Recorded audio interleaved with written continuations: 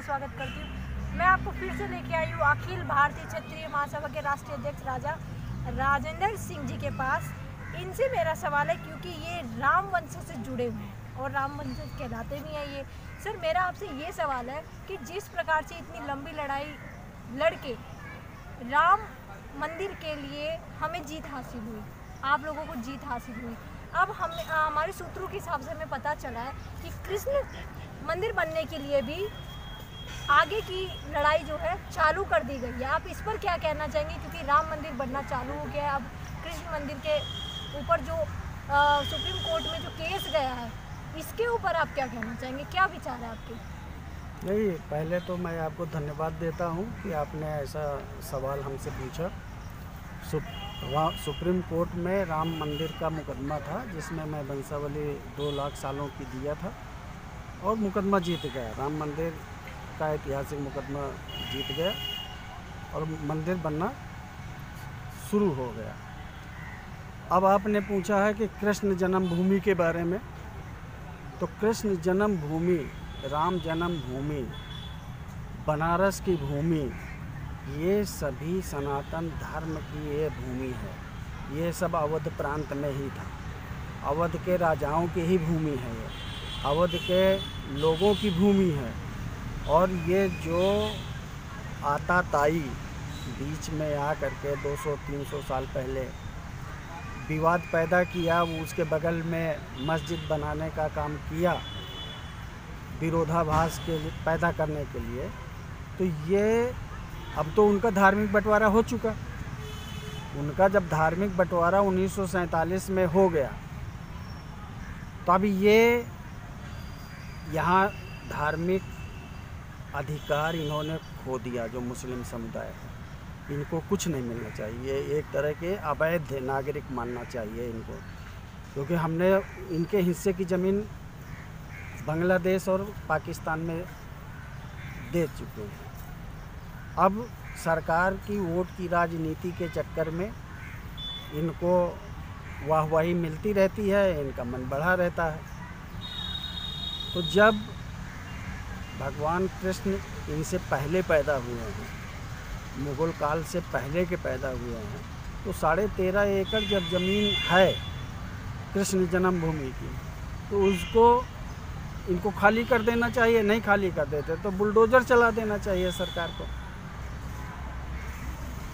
इनको तो अधिकार विहीन करना चाहिए, क्योंकि ये जो बोलते हैं ना, इनका बनाया हुआ नहीं है। जो भारत में मुसलमान है, इनका बनाया हुआ नहीं है मस्जिद, ये मुग़ल काल के आतताइयों का बनाया हुआ है। तो ये मुग़ल के पैदाइशी लोग नहीं हैं, ये सब गद्दार जो सनातनी थे, वही मुसलमान मुग़लों के चरणों में चले गए और धर्म परिवर्तन किया। तो जब ये हमारे नहीं हुए, राजाओं के नहीं हुए, गद्दार, तो इनको आप कब तक इनको पोसते रहोगे? इनका ब्लड एक गद्दार है, ये गद्दार ही करते रहेंगे। इसलिए मैं चाहता हूं कि अभी सरकार पूरी तरह से अपनी कार्रवाई करे और बनारस और मथुरा और जहाँ भी इस तरह के धार्मिक स्थानों में इनका हस्तक्षेप है आताताइयों का, इनको दमीदोज कर देना चाहिए। ये मेरा निवेदन है सरकार से। अन्यथा फिर हम लोग तो लड़ेंगे ही, लड़ाई चालू रहेगी, इसमें कोई दिक्कत की बात नहीं है। मुकदमा से फैसला नहीं होगा, इसमें सबको चढ़ाई करना पड़ेगा। बिल अभी पास हुआ है, सरकार ने क्या ऐसी खामियां रखी जो किसानों के हित में बिल पास होने के बाद भी वो रोड पर, सड़क पर है, हड़ताल करके बैठे हैं? आप इस बारे में कुछ बताएं। देखो, किसान के हित की बात आप कह रही हैं, लेकिन किसान इतना बेवकूफ़ नहीं है जैसे कि पहले के लोग किसान थे। किसान को पता है कि MSP ये मुंह से बोल रहे हैं, और जो बिल पास हुआ है, कानून जो बनाया है, उसमें MSP का कहीं भी एक लाइन इन्होंने डाला नहीं है। क्या गारंटी है? ये देखो, ये इनकी एक बहुत बड़ी चाल है। बाहर की कंपनियां आ जाएंगी और एग्रीमेंट कर लेंगी किसानों से। एग्रीमेंट करते ही बैंक से लोन ले लेगी। बैंक से लोन लेने के बाद पैसा कंपनी डिफ़ॉल्ट कर देगी, पैसा ही नहीं जमा करेगी बैंक का। बैंक तो किसान की ज़मीन उसी एग्रीमेंट पर ही कब्जा करा लेगा, नीलाम कर देगा। तो एक किसान की ज़मीन ख़त्म करने के, क्योंकि अभी इतना कोरोना हुआ है ना, कोरोना में डीजीपी जो इनका जीडीपी होता है, केवल किसान जागता रहा।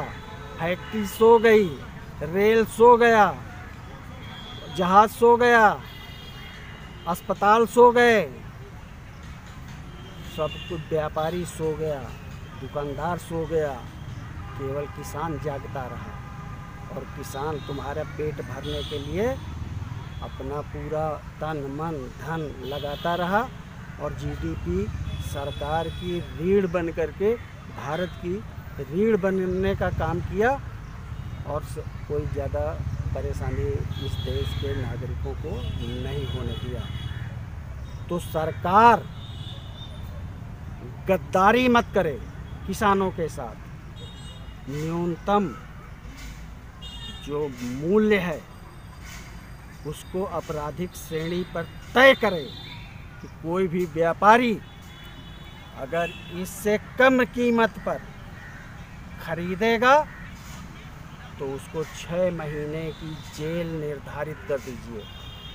दूसरा, कंपनी को अधिकार ये लिख दीजिए बिल पर कि कोई भी कंपनी, कोई भी व्यापारी, कोई भी व्यक्ति अगर किसान से एग्रीमेंट करता है तो उसकी ज़मीन पर, उस एग्रीमेंट पर व्यापारी को बैंक लोन नहीं करेगा। अगर बैंक लोन करता है तो किसान की कोई जिम्मेदारी उस ज़मीन से बैंक का कोई मतलब नहीं होना चाहिए। अन्यथा ये पूरी ज़मीन हड़प करके अभी अमेरिका की कंपनी आ जाएगी, रूस की कंपनी आ जाएगी, इंग्लैंड की कंपनी आ जाएगी, हज़ार हज़ार लाख लाख एकड़ एग्रीमेंट कर लेगा यहाँ दलाल लगा करके और अरबों खरबों का बैंक लोन उन्हीं ज़मीनों पर ले लेगा। तो बाद में भरेगा नहीं, सब किसानों की हुआ हुक्का बिक जाएगा, ज़मीन सब नीलामी हो जाएगी और इसके पास जहर खाने के अलावा किसान के पास दूसरा चारा नहीं रहेगा। ज़मीन छीनने का इनका जो है, अगर ये बहुत किसानों के फेवर में काम करना चाहते हैं तो ये 2 लाइनें लिख दें कि निर्धारित मूल्य पर बाध्य होगा व्यापारी खरीदने के लिए और पूरा खरीदना पड़ेगा। अगर व्यापारी नहीं खरीदता तो किसान का अनाज सरकार को खरीदना पड़ेगा, क्योंकि मुझको अभी 100 कुंटल बेचना, कोई खरीदार नहीं है तो दूसरे की हम क्या बात करें। तो इस तरह से 1500 में हम बेचने के लिए तैयार हैं, अभी कोई लेने वाला नहीं, 100 कुंटल हमको बेचना। तो जब ऐसे बहुत लोग पड़े होंगे, जैसे हम तो अपनी व्यथा बता रहे हैं, तो बहुत लोगों का जब किसान नहीं लेगा तो सरकार बाध्य हो कि आपको किसान का अनाज लेना ही पड़ेगा और 2 रुपया किलो का अनाज बंद करो, नहीं तो ये काला बाजारी के मतलब से बाज नहीं आएंगे और कभी भी किसान को कुछ मिलने वाला नहीं है। इनका ये भी एक पॉइंट तय करना चाहिए सरकार को कि अगर आप 18, 19 रुपया, 20 रुपया जो तय किया है, व्यापारी को 20%, 10%, 25% जो भी मुनाफा का आप रेशियो तय कर दीजिए। उससे भी ज़्यादा अगर कोई खरीदता है, बेचता है व्यापारी, तो उसको भी आपराधिक श्रेणी माना जाना चाहिए। धन्यवाद। निष्पक्ष, निर्भय और सत्य बताते हैं।